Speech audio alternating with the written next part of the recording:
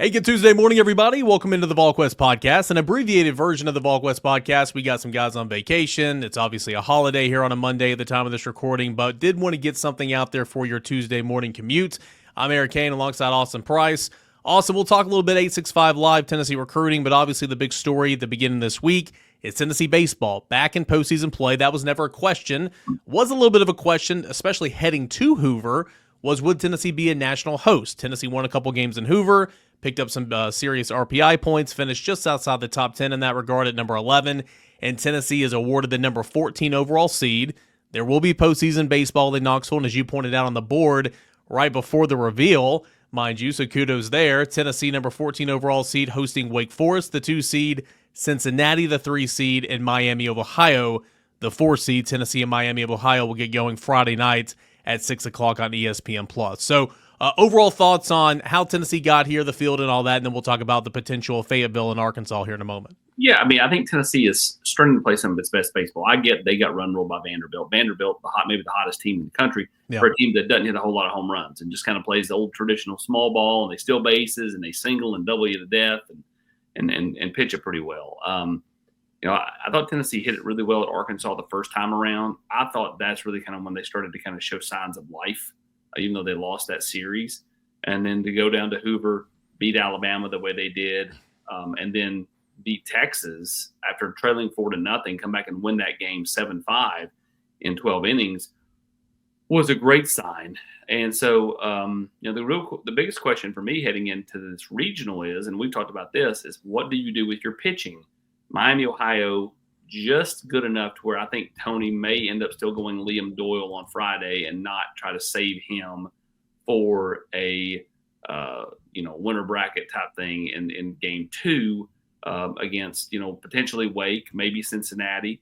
Either way, I think for Liam Doyle, he's got to get some mojo back because his last couple of outings at Arkansas and then at the SEC tournament, he got hit pretty hard. Yeah, he did. And, I mean, Arkansas is one of the best offenses in the country. Texas, obviously the top seed, number 1 in the country at that point in time. They were the top seed in the SEC tournament. I think they finished, number 3 overall. But nonetheless, really good baseball team. But, yeah, I think it's important for Liam Doyle to kind of get some mojo back a little bit on the mound. We're going to meet with Tony later this morning on a Tuesday. And so, obviously, we're going to ask him, what his pitching plan is. I seriously doubt he'll go ahead and say, hey, we're going to do this on Friday. We're going to do this on Saturday. It's only going to be Tuesday. But that is a very interesting storyline throughout the week because you could start Marcus against Miami of Ohio, the 4th seed, and hopefully you handle business. That way Liam Doyle is set up against the better opponent on Saturday, you would think. Miami of Ohio, you look at the stats, and again, we'll learn more as the week goes on, and Grant put out a piece yesterday about just a little bit of a glance at all these teams. Miami of Ohio doesn't steal a lot of bases. They've stolen 44 or 57 on the year. So, that would put them at like 15 or 16 in the SEC.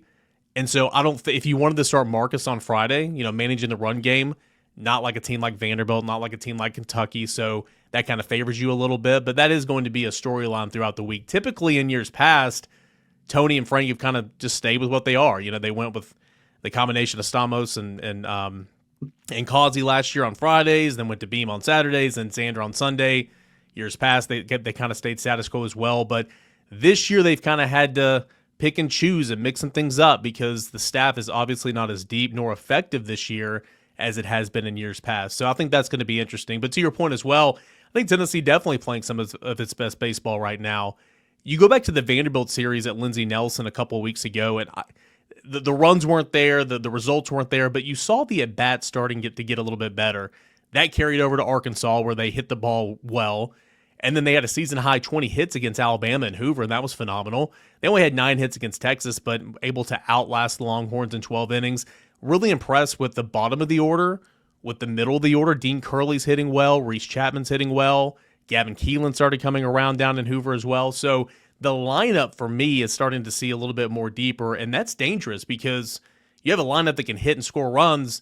You can overcompensate a little bit for a shaky bullpen that, Vanderbilt game was bad, I hear you, but Arvidsson looked good. Snead looked good. A.J. Russell's looking better.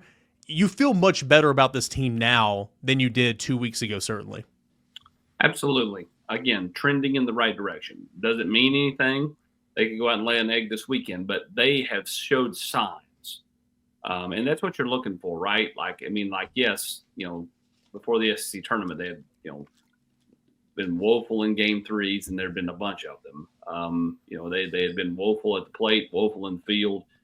And the one thing you kind of depend on was Liam Doyle. Then all of a sudden he has his 2 worst outings of the year, the last couple of outings, as far as just getting hit hard.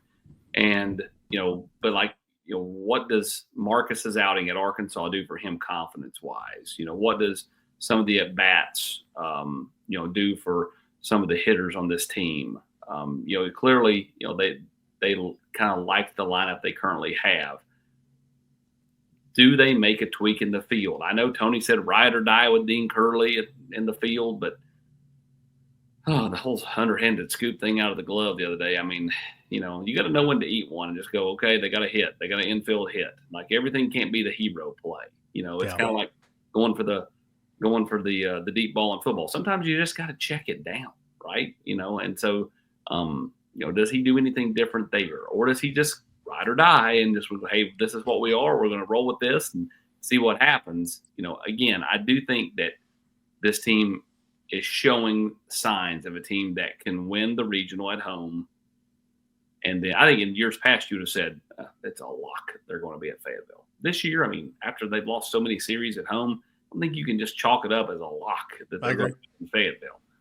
But, if they can make it to Fayetteville, I do think if they can make it to the Supers, they are the team with no pressure. The defending champs with no pressure, because they just lost at Arkansas a couple of weeks ago, or it'll be a couple of weeks ago once those games are played. And you were right there with them. You easily could have won that series. You didn't. But Arkansas is a team that, how many times have they choked away or missed an open opportunity in not only super regionals but regionals the last few years? And so the pressure to me would be on Arkansas. It would not be on Tennessee. Tennessee is the 14 seed. Arkansas is the 3. Tennessee is the defending champ, but that team is not this team. That team is scattered around the minor leagues and potentially on major league rosters here soon. So I just think if they can make it out of Knoxville, that they walk in there with no pressure at all. And I think that's dangerous for Arkansas, because Tennessee won't have any kind of burden on them like Arkansas will. Yeah, it's a team that, again, is hitting the ball so much well recently. It's a team that showed signs of the bullpen. It's a team that knows how to win this time of the year. So regardless if Tennessee was going to host or not, nobody wanted to welcome Tennessee. Nobody wanted to go to Tennessee. Tennessee's kind of a dangerous team this time around, and I'm glad you pointed that out. I mean, Arkansas is such a proud tradition, baseball program, but had a lot of struggles in postseason play, big time. So as far as the pressure, yeah, I couldn't agree more. I mean, Tennessee, again, there was a serious question on if they were even going to host, even after the 2 wins, just based on what the other bubble teams were doing, Ole Miss and TCU and whatnot. Arkansas was never a question. So I think a lot of that pressure, if you get to that point, certainly in the Hogs, especially playing at home. But, of course, we'll cross that bridge when we get to there in a moment. Matthew Dallas coming back to Knoxville. He was on this team a season ago. Griffin Merritt, who, of course, hadn't been on the team in 2 years, began his tenure at Cincinnati. So a couple of nice little storylines there. Want to ask you a question. I mean, of course, this team, it feels like, plays better away from home. I get that. But, Charlie Taylor told me this on the porch a couple weeks ago. There's no substitute for playing at home. I get the record's not great this year, but Vanderbilt had to stay in the dugout during a 2-hour rain delay on that Sunday game at Lindsey Nelson Stadium. Remember Tennessee hiding under the bleachers at Southern Miss a couple years ago? Nobody really has an away team locker room in those situations. You can go back, play Xbox, kick back, hang out, sit at your locker, sleep in your own bed at night. So, sure, Tennessee plays well on the road, but there's no substitute for playing at home, albeit it's not been great. What do you think the environment's going to be like this week, and how much of a factor do you think that carries, knowing Tennessee really hadn't played that well at home this year? I think the environment will be good. Do I think it's going to be elite? I think it depends on what Tennessee shows. If Tennessee shows that okay, we've turned the corner, it's now go time, then I think the fans will match it. And I think the fans will match it initially too. But if Tennessee comes out early and they make a bunch of base running errors and fielding errors and little things that have driven the fan base crazy, and probably driven themselves and Tony Vitello crazy too. Oh yeah. Then, I'm not sure. I don't know if the atmosphere doesn't get tamed down a little bit. But, I mean, the fans are going to look for a reason to get loud because they know they're not at home the following weekend unless something crazy happens, right? And so, we'll see. We'll see. I mean, heck, Arkansas was supposed to win the regional 2 years ago, and they didn't make it out of regional play. I mean, one would think that they're going to be there. They're playing really good baseball, and they're much tougher at home. But, I think Tennessee just got to not think about what could be in a week and a half and focus more on what is this weekend, which is, starting with Miami of Ohio and then either Wake or Cincinnati. Knowing there's more baseball to be played, and of course, we got the Porch Podcast. We got coverage here of every game at Volquest.com. But, I mean, what's to say about this program? What's to say about Tony Vitello? And we dropped the note on the board, I think it was 2 weeks ago on a Monday after one of those series losses, going back and looking at the most recent national champions, overall record the next year, record in conference play the next year. And the outlier outside of 2017 Florida was Tennessee. For as bad as this year's been, and it's been frustrating. I'm not going to act like it's not. I mean, the defense, Dean Curley, just, the lack of bullpen, it's been frustrating at times. But the fact that you're still able to put together a winning record in conference play, despite winning only 4 series, be able to go down to Hoover, do what you did, be a regional host, I mean, that says a lot about where this program is and still the talent level that is here for this year's Tennessee team under Tony Vitello. There's a lot of talent. And all it takes is for those guys to get hot at the right time. Florida last year barely made the field. They went to Omaha. Ole Miss was the last team in the field. They won the Natty a couple years ago. Talent's never been the issue. And Tennessee, again, is playing better right now. I think it says a lot, Austin, that despite all the frustrations this year, to still be a regional host on a down year, quote unquote, not bad. 100%. I will say this. If Tennessee had won more games in conference play and lost more games out of conference play and had the same record, I think Tennessee fans would not have the gnashing of teeth. It was the fact they were the last undefeated team in the country coming off a national title. It set a narrative that, just roll the ball out. We're just going to roll it out there to old Lindsey Nelson and just win them all, right? I mean, it set a bad narrative for fans. And again, this is a fan base that, 6 years ago didn't pay a lot of attention to Tennessee baseball. Now, the diehards did because they love baseball, but the casual fan did not. It's kind of like the casual fans that all of a sudden are up in arms because Tennessee blew the softball game on Friday, but then they came back and won on Saturday and Sunday. So, I think for fans, it set a bad narrative. And then when things started to go south, Tennessee could not reverse it, right? It's like sometimes the momentum gets going against you, like it happened to the Knicks in game 1, happened to the Pacers in game 3 of the Eastern Conference Finals, where the momentum gets going one direction and you can't flip it back. And I think that's kind of what happened to Tennessee. They just could not flip it back. And so we'll see if they can, if the worms finally turned, if they can eventually get things going. This weekend will tell you a lot. They'll either be heading to Fayetteville or wherever, or they won't. And if they can win this weekend, which is, not a 3-game series, but to me could be more difficult just because you're seeing not the same arm every day, not the same bats every day. I think maybe they've turned some momentum. And so I think if you're Tony Vitello this weekend, the one thing you want to see is Tennessee continue to hit the ball really well. Like Tennessee, too many times in home series, even this year, did not hit a whole lot of home runs. They didn't score a ton of runs. They were winning the games they were winning. They were winning low scoring affairs. Like if you're Tony Vitello, you want to see Tennessee put 7+ up every game they play this weekend. And if you don't make it out of regionals, so be it. And if you do, you feel pretty good heading to wherever you're heading. Again, you had Dean Curley and Hoover go 4 of 11. You had Levi Clark really took control of that designated hitter spot in Fayetteville. He had a good weekend. You had the bottom 3 in the order go 10 for 32. That's over a 300 average with 7 RBI. Reese Chapman went 3 for 9 with a home run. Again, I think this lineup is becoming deeper. Hunter Ensley's been consistent all year long. Yes, he grounds into double plays, but he's been super consistent. Andrew Fisher is one of the best players in the league. Excuse me. And Gavin Keelan reminded everybody, hey, I'm Gavin Keelan.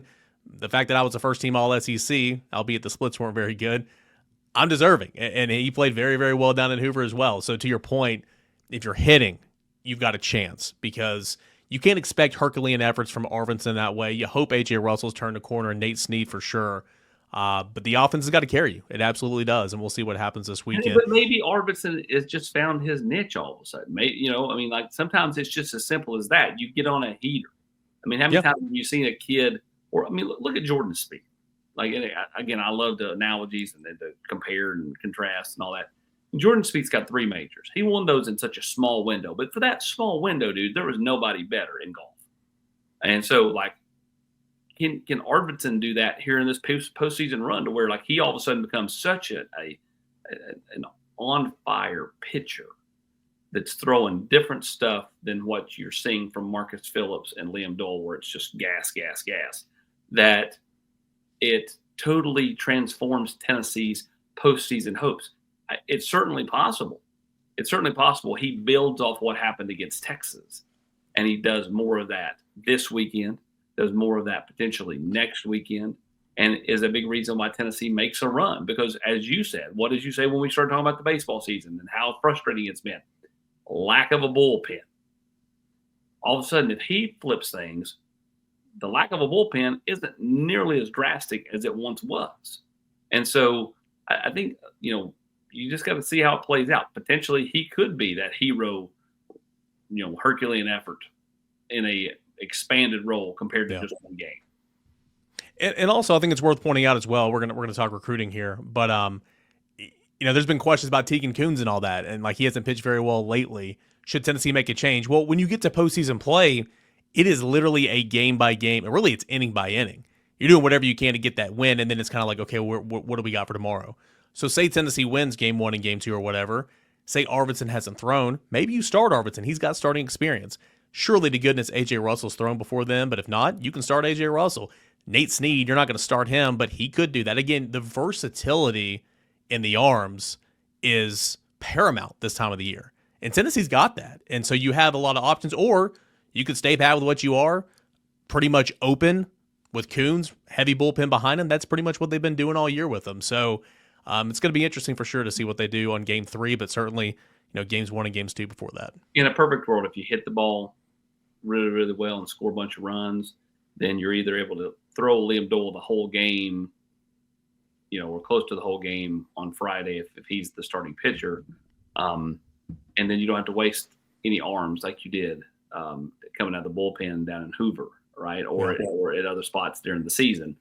Or you get enough runs to where you're like, okay, I'm going to get Liam Dole out because he's only thrown 52 pitches. And then, if we had to have him coming back in a winner-take-all, Monday game, he could potentially be somebody that we could throw a few innings with. Either one way or the other. Yeah, it all comes back to hitting and scoring runs. And Tennessee certainly has done that with Liam Dole already one time this year, albeit it was because of weather. You going to be on the porch this weekend? No, I don't believe so. No, that's a bummer. I got the Big Orange Barbecue on Saturday, Matt, or Eric. That's right. With Matt. So we got too much recruiting going on. A lot of 27s and 28s. Of course, this past weekend, it was 865 Live. Yeah, let's segue on into recruiting, and we're going to flip the background from Lindsey Nelson to Neyland Stadium, like that on YouTube. Talked with Matt a little bit yesterday, listen to y'all's 2-minute drill and all that. And again, it's not like anybody's going to come out and say, man, Tennessee just sucked this weekend. They were so bad. Yeah, no, it has bad times. Yeah. But it sounds like Tennessee had a pretty good weekend, right? I mean, the headliner, we'll start with him. Savion Hyder came in. I know he didn't do interviews, but he came in. That's a great sign. But it sounds like Tennessee moved the meter a little bit with a couple of guys and overall had a pretty productive day in a recruiting event that's been very successful for Tennessee the past couple of years. Absolutely. And their hit rate on kids that have been here for 865 Live and then turned around and taken an official visit a few weeks later in June has been really good. I mean, obviously it's not 100%. Nobody's is. But, I mean, it's been, probably 50 or above. I mean, that's again, a really good hit rate. And so for me, like, to get Savion Hyder here was a huge deal. And so the question becomes for me, when does he pull the trigger? How quickly does he pull the trigger after official visits? He's going to take his visits, Georgia, Ohio State, Michigan, and Tennessee. And then when does he decide? There's a notion out there that he may not decide until the season starts. That would go against. That's the exception. The norm is or the rule the last several years has been everybody takes the visits in June, and they either commit late June or sometime during the month of July. Very few are a David Sanders type that hold out until August. And let's face it, David Sanders knew it was Tennessee for a while before, he made the decision. So what does Savion Hyder do in terms of that? Does Amari Latimer finally make it to campus? He told Steve Wilfong he's make it there this weekend. He's supposed to make it here like 6 times already, and he's not made it yet. So we'll see if that ever happens. Who does that sound like from a couple years ago? And then Noah Rogers was from, ended up going to Ohio State from over in North Carolina that went back to NC State. Now, I don't know, he's somewhere else now. So, we'll see. I think Tennessee has done a really good job with Savion Hyder. I think they and Michigan are the top 2 teams. I don't think you can say Michigan's ahead of Tennessee. I know some Michigan media probably think that. I don't think you can say Tennessee's ahead of Michigan. I think it's really a 1-2 50-50 horse race. Georgia and Ohio State are not out of it. They're certainly in it. And so we'll see where things go, from there. But, it feels like Tennessee is really got some momentum here as they head into official visits, and they'll get the last visit for Savion Hyder. I'm going to work down the list here. I can't ask about every single recruit, but I know you guys have some write-ups over on the side already. 43%, 26%. Craig Tutt, seems like it is a 2-man race for sure. Tennessee, Ole Miss, 4-star in-state safety. How did Tennessee help itself with Craig Tutt, if any, this weekend? They did. They helped themselves immensely. I mean, the more times you can get a kid like that up here, the better. Obviously, he knows DeJuan Morris. He played with him at Oakland. Being around Tennessee is something that he's familiar with. It is interesting. I mean, most kids are going to take all these visits. He's not. He's like, I know it's one of the two. I'm going to take these 2 visits and kind of see where things go. Again, much like Hyder, Tennessee will get the last visit with Craig Tutt. And so, there's a strong notion out there out of the mid-state that he'll end up here eventually. I'm not ready to go there yet. I think Ole Miss is still very much in play. But I do think Tennessee's got a ton of the momentum right now. Like, I think Ole Miss had the momentum in February, maybe early March. And since then, Tennessee's kind of just been chipping away. And I think they've got a ton of momentum right now with Craig Tutt. In the same breath of Savion Hyder, I should have went ahead and went into Joel Wyatt. In town this past weekend for 865 Live. Tennessee loves his versatility, his athleticism. How did Tennessee do there? You continue to feel like Tennessee's in a good spot there. LSU's a factor. Vanderbilt's obviously in play. I don't think North Carolina's really a factor. I know some people mentioned him or mentioned them with him. I don't think that they're the factor that maybe Vanderbilt is in terms of competition for Tennessee. Vanderbilt, in-state school, obviously trying to throw a lot of their rev share money around. Got Caden Harris that way. Can they do it with Joel Wyatt?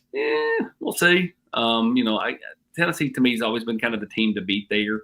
And until I see otherwise, I still think they're the team to beat there.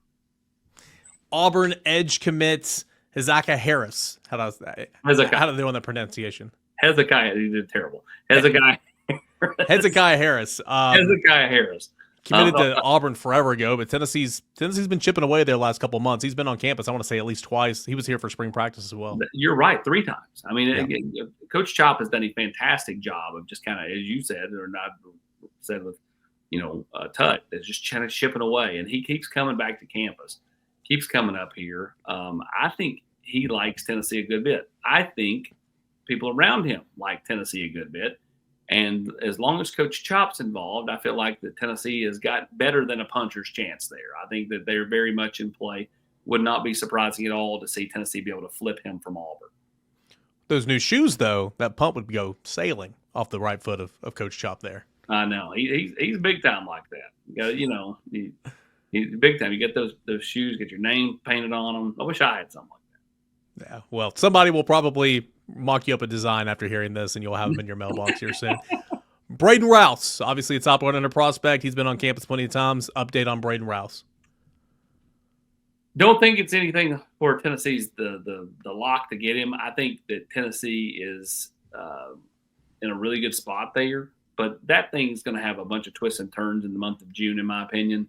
But right now they're in a good spot. Again, I think he's the 20th. I think he's another last weekend guy. Anytime you can get that last visit, I think it matters. I don't think it's an end-all be-all like it was years ago when Florida State had the last weekend in January and just racked up. But I do think that when a kid is willing to wait and take all of his visits and get to the month of July, having the last visit matters. Some kids, though, they don't get to that point. They pull the trigger second week of June until the last couple of weekends. Oh, sorry, I committed. I'm done. Because enough schools can pressure and make kids understand, hey, you got to get in or there's not going to be a spot here for you. Then it feels like it's almost, I don't want to say the complete opposite, but it's very different in portal season, like in December and January, in terms of the visits. You want to be first. Yeah. Like if you're not first, you may not get a chance to be last. Yeah. Last one I want to ask you about, and then certainly fill in the gaps in terms of guys that need to be highlighted. Feels like Tennessee really did make a move here with Kamari Blair, in-state offensive tackle, top 250 player. Feels like Tennessee had a good weekend with him and Glenn Ellerby. Yeah, no doubt. He canceled his Kentucky visit, which was set for the last weekend of June 20th, and he's going to come here instead. A big kid. I mean, he looks like he's 30. I mean, like he's an older looking guy. But a big kid, massive frame, and it certainly feels like, and he kind of reiterated, like Tennessee probably had a lot of work to do because they were so late to offer, but they've quickly done a ton of work to get themselves in position to be a real contender, as he called it, for Kamari Blair. Anybody else worth highlighting from this past weekend's events? Yeah, Joel Combe, obviously is one that, I think Tennessee continues to trend well for. He is a teammate of Braden Rouse there at Cale. I had a story up on him on Monday, and, he's a safety, good-looking kid, 6'2", 190 pounds. I think could help this team. It's going to be interesting to see what they do with a lot of these in-state kids. Obviously, Iverson Garcia at defensive lineman at Powell, Zayden Anderson, DB from Greenville. All those kids were here this weekend as well, and along with Brody Smith. So, I mean, those are 3 East Tennessee kids that I think could very well end up at Tennessee over the next, 6 to 8 weeks, depending on how quickly somebody wants to jump in the boat. And again, I think you can take the local kids that may be a little bit more, I don't want to call them developmental, but they may have more time to get to that point, but they have certain traits. Like Zayden Anderson can fly, right? He can really run. State track champ. Iverson Garcia, really freaky, twitchy, athletically gifted defensive lineman. He just hasn't played a high-end level of competition to this point. But Rodney Garner went by there, watched him at Powell, thinks he can play in this league, decided to pull the trigger and offer him. You can do that, but you got to land Savion Hyder. You got to land, obviously they already got Faison Brandon, but, get a Hezekiah Harris, get a Tristan Gibbons. There's another edge that Chop has Tennessee in on that was here this past weekend that you feel like Tennessee did a nice job with this past weekend. You got to land some of those guys to go with some of these in-state kids and take a bunch of them. Obviously Tennessee is in play for Jamie Theodore, DB from Baylor. They have Gabe Osenda from Baylor committed. In-state wise, Craig Tutt, obviously Joel Wyatt. We talked about him, but I think for Tennessee to go super heavy in state, you also going to land some out-of-state kids that are, I think, on the high-end elite side, and that which goes back to landing Hyder. Who knows? We'll see if they can. A lot of chatter out there about Tristan Keys potentially opening things back up and looking around, which he was always going to take visits, but officially decommitting from LSU. We'll see if he ever does that. Right? There's a lot of chatter a lot of times about a lot of kids, and sometimes it proves to be true, sometimes it doesn't. So right now there's a lot of chatter out there that he may decommit from LSU, and obviously Miami. Will Fong talked about this in his whip around on Monday, that Miami's making a big push there for Tristan Keys. Obviously Tennessee set up for an official visit in the month of June. So you got to land some of those high-end guys too. You certainly highlighted what Tennessee needs to accomplish and everything, but we are flipping from May to June, leaving Memorial Day's events, 865 Live. I know you got the big orange barbecue coming up this weekend, but you're getting into June, official visit time. I mean, this is make or break, right? I mean, it's not necessarily that for everybody, but you need to hit on some of these guys. So how would you evaluate this class, this program, kind of where it is heading into this next phase of the recruiting calendar, which is a very, very important month? It's TBD. It's to be determined. I mean, it's to be determined on how they do on the recruiting trail, to be determined, kind of what happens over the next month with several of these high-end players and so on and so forth. There's some key in-state battles. You got to land Joel White. You got to land Craig Tutt. You got to land some of those in-state players that you're battling other top programs for or other in-state programs for. And, so I would call it to be determined. I think Tennessee's got a lot of momentum with some of these guys, but having momentum in this era with NIL doesn't mean anything. It means that currently you are in as good a position as you could be, but nothing is done. And when nothing is done, then you still got to go out there and battle your tail off. So I think for this program, it's really just to be determined at this point. A lot going on, Tennessee recruiting, a lot going on, Tennessee baseball. No better place to get caught up with it and stay informed than over at Volquest.com. Big week coming up. Hope everybody had a great and happy Memorial Day, and looking forward to getting your mailbag questions for the Thursday podcast as well. For Austin Price, I'm Mary Kane, and a little, I don't even call it abbreviated. We talked 30 minutes. We did the job here on the Volquest podcast Tuesday morning.